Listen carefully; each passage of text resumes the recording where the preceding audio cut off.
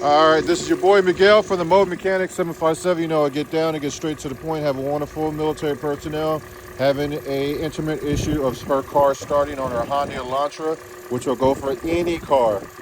She has to jump her vehicle to get the vehicle started, which tells me right there that this battery is very weak. It can sustain a charge, but not for very long.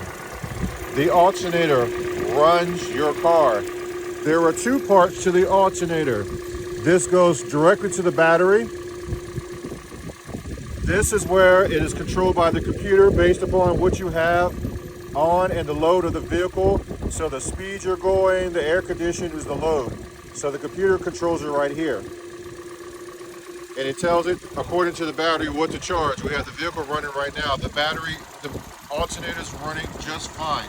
It's running a little bit high because this battery is kind of on the weak side. For the most part, you need a 3.9 and above. Anything below, the battery is running off itself. A lot of batteries have what's called a reserve time. Let's see if we can find it on this battery.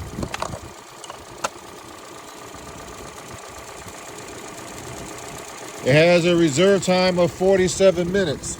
That means this particular individual has 47 minutes if this alternator conks out. 47 minutes to get where they're going to go.